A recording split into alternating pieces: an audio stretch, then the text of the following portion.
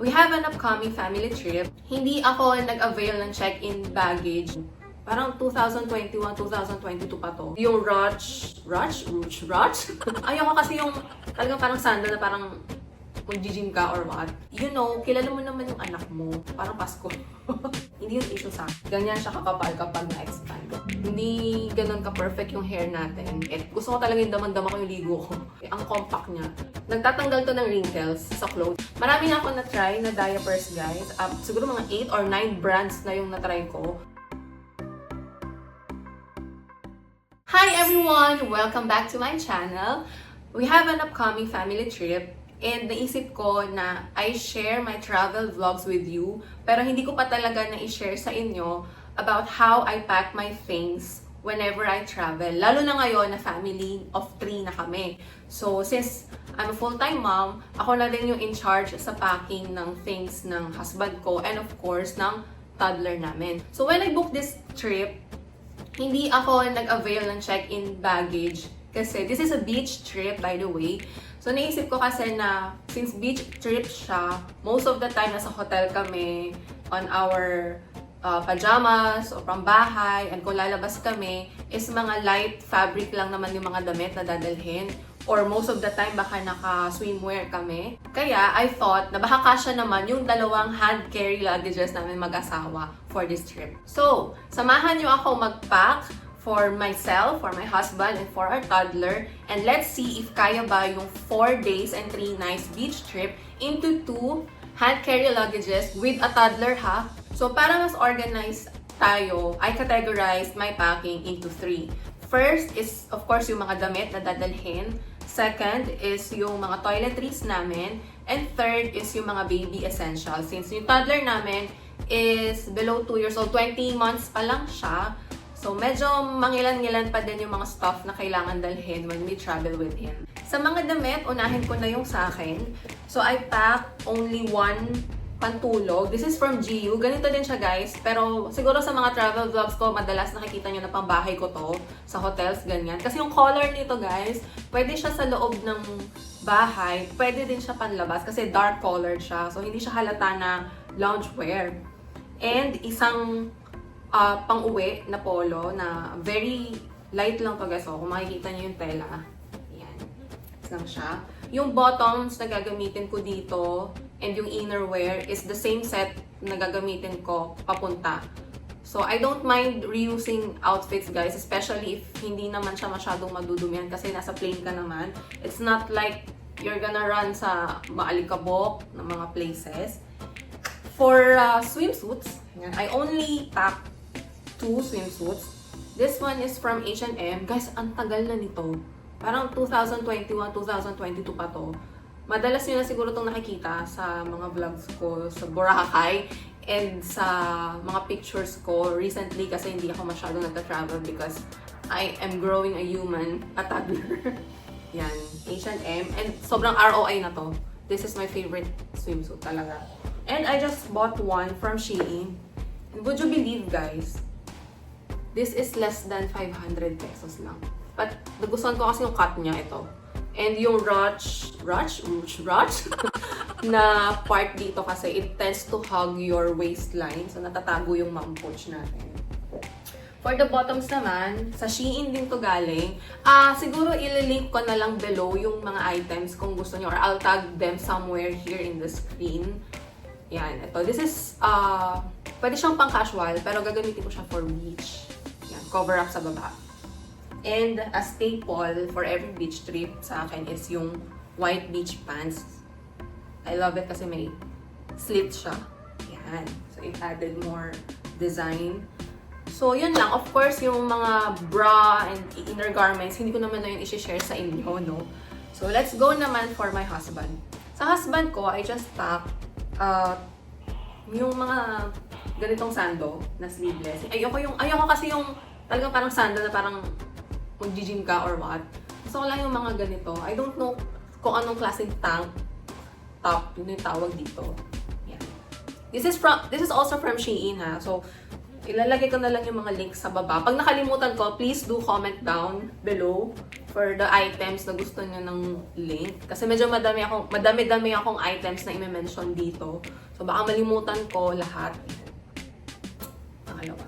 And I just packed 2 basic colored shorts for him, black, a staple. Yan, this is from Pen Shop. So visit niyo na lang yung store nila. Hindi ko na ililink itong short kasi madami naman sila nito sa store nila. Iba-ibang colors depending on your type. And isang t-shirt pa uwi. This is a Johnny Bravo. Cute na print. This is Pull and Bear. Now, let's move on sa toddler namin. So, dati, akala ko, pag may kasama kang bata, ang dami mong dala-dala. Pero ngayon, nag-organize talaga ako ng mga damit namin, yung mga dadalhin lang, dahil wala nga kaming check-in. Na-realize ko na you don't have to pack a lot of stuff. Hindi porket may kasama kang bata is automatic na isang buong check-in sa kanya na. Before, ganun ako. Kasi parang ayoko may maiwan. Gusto ko laging ready. But, you know, kilala mo naman yung anak mo. Alam mo kung ano yung kailangan niya. Alam mo kung messy ba siya kumain.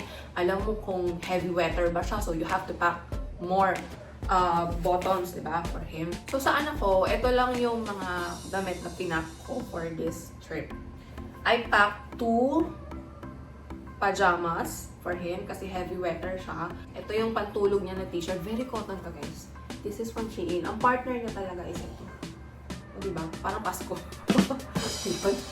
So, bakit isa lang yung t-shirt na pantulog na dala ko? Kasi pantulog lang naman siya.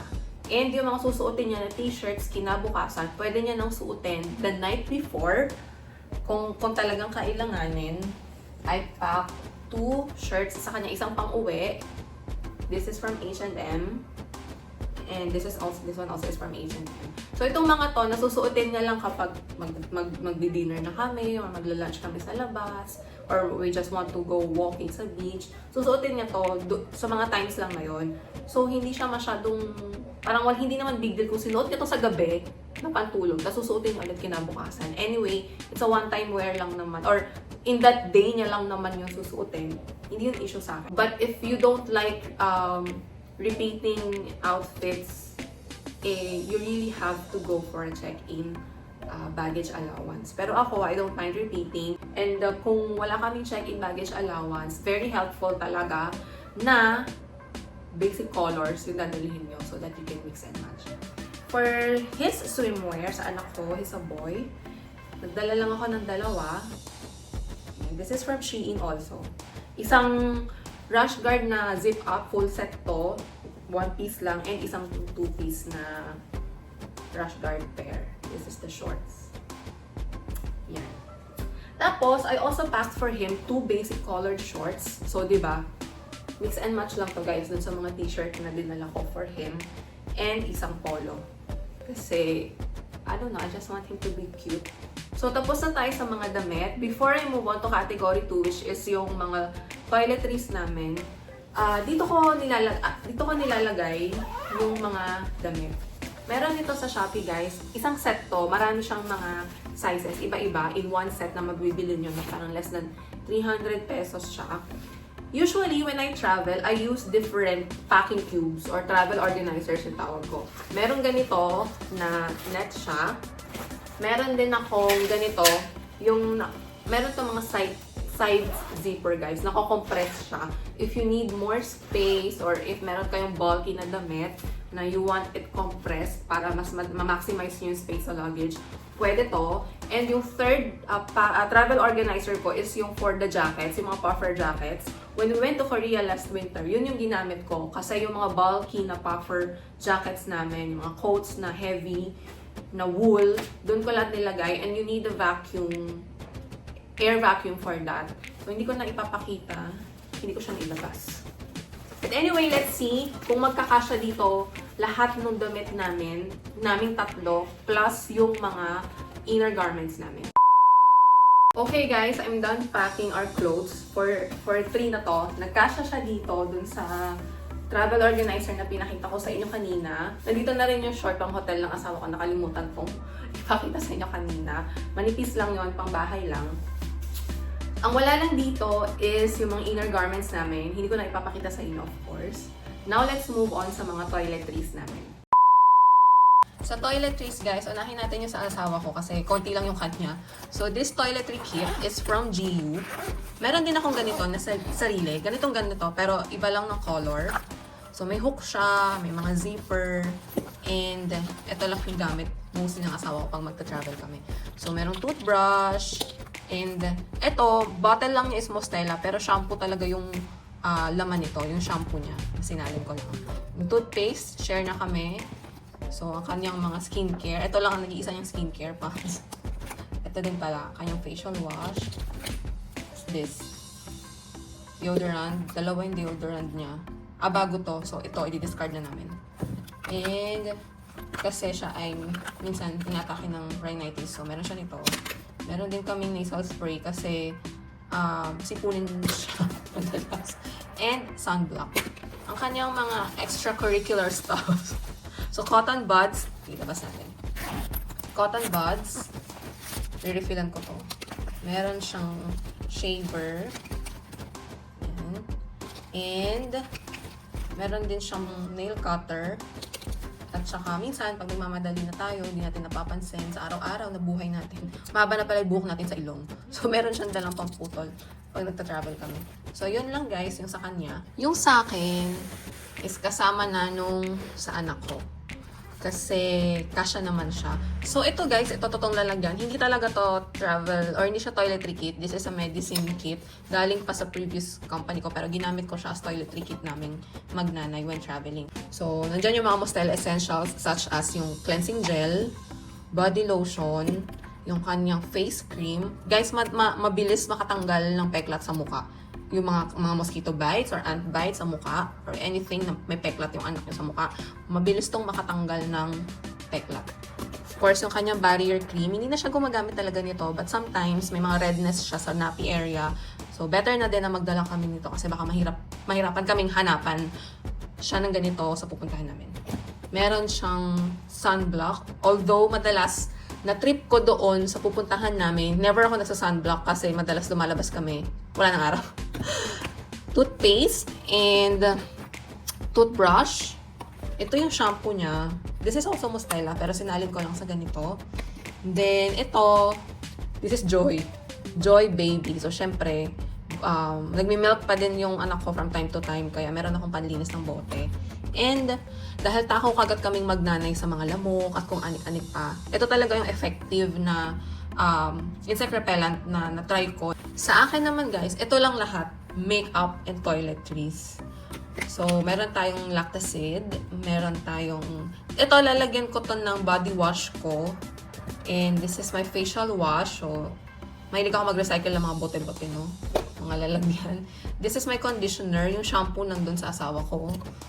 This is aloe vera from Nature Republic. So, ito lang yung pinaka-skincare ko whenever I travel. Sa gabi, maglalagay ka. And sa umaga, pag magme-makeup ka, ito yung parang primer or base ko muna. Or moisturizer before the sunscreen.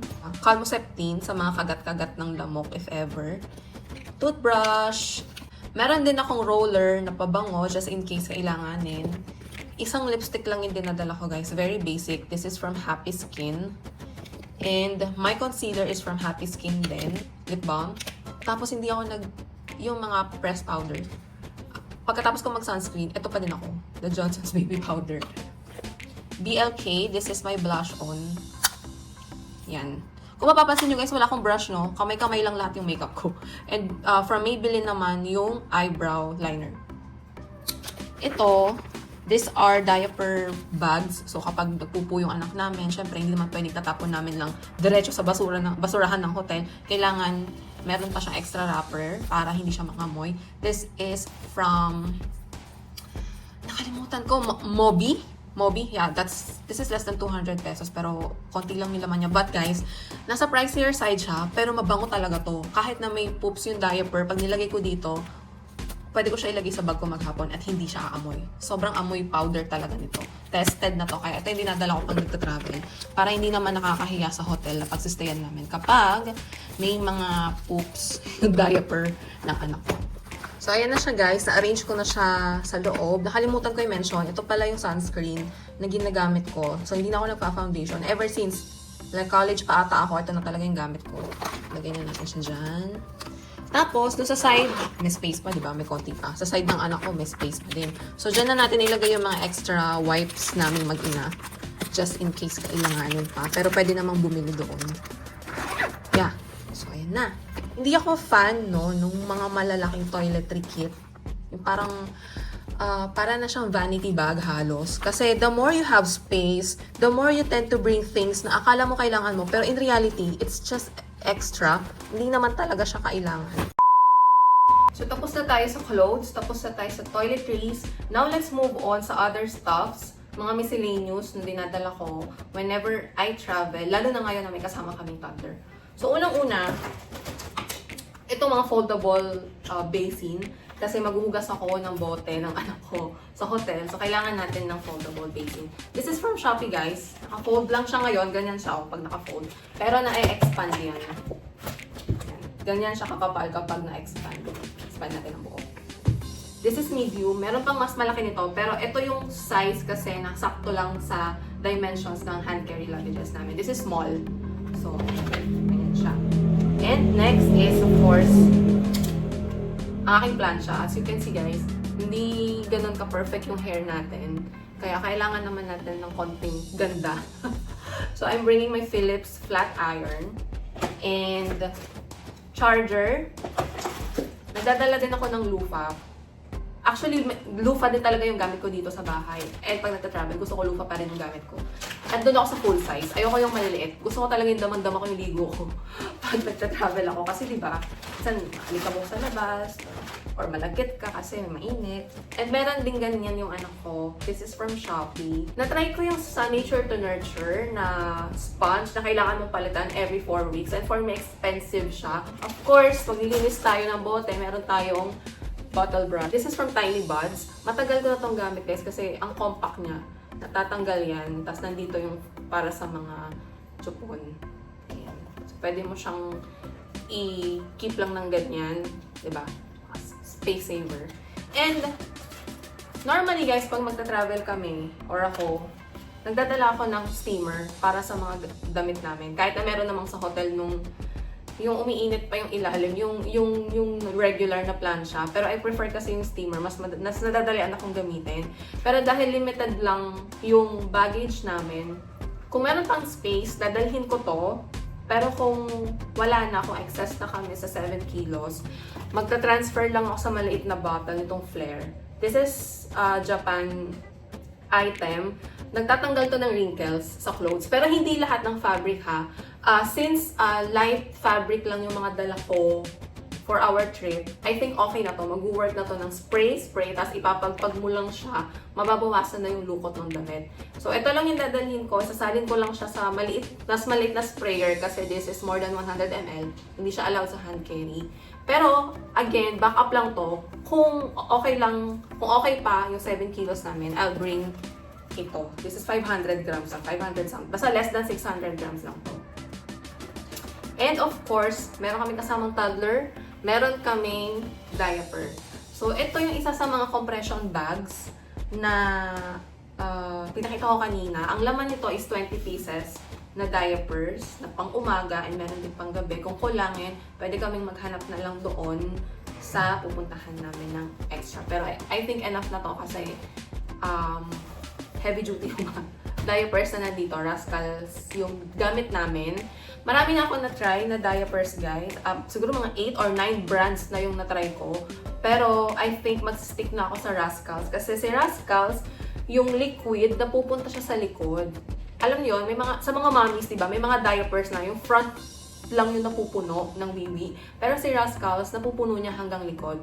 Thus, hindi siya nag-overflow. Heavy wetter po yung baby boy ko kasi malakas siya sa water. Ayun. And meron akong dalawang ziplocs na malaki kasi dito ko ilalagay yung mga bottles niya. Yung isang malaking ganito, ayan, naglagay ako ng isa. Kasya yung apat. Kasya yung apat na 240 ml na bottles. So, dalawa yan. Ilalagay ko dito. So, ayun lang guys yung mga miscellaneous namin. Now, let's see kung mag-fit yung mga items na to sa dalawang hand carry luggages. So, ito yung dalawang hand carry luggages namin, guys. This one is Samsonite, this one is Compass. Pero, parehas lang yan ng color. Yan. Platinum ata yung tawag sa ganitong color. Yan. and we love it. So, i-arrange ko na siya kasi kilala ko kayo. Maboboring kayo kapag pinakita ko pa sa inyo kung paano ko i-arrange. Okay guys, na-arrange ko na siya. So, yung isang hand carry luggage, puno na siya. Nilagyan ko na din ng, isang pack ng formula milk para sa anak ko. And then, doon yung hair iron ko, nandun yung foldable basin, nandito yung mga loofah, charger, pati yung mga set ng bote, dyan ko siya ilalagay. And as you can see, empty pa yung isang side. So, I think madadala ko yung steamer namin ng damit. So, okay na guys. Less than 7 kilos si Samsonite. Kanina 9 kilos yan, pero nilipat ko dito sa kabila yung iba. So, si Compass is sakto na 7 kilos. So, ayun guys, hindi na pala talaga namin madadala yung steamer. So, mag-switch na lang kami sa display na wrinkle remover. But let me know in the comment section kung meron pa akong nakalimutang i-pack for our beach trip for 4 days and 3 nights. And let me know naman din kung nakatulong itong video sa inyo, especially sa mga mommies na magta-travel with your kids. If you guys like this vlog, please to give this a thumbs up or leave a comment down below kung meron kayong question sa lahat ng mga nabanggit ko in this vlog or tips, additional tips for mommies like me na magta-travel with toddler na hindi ko pa na-mention. And consider subscribing for more vlogs like this coming soon. Bye! See you on our trip!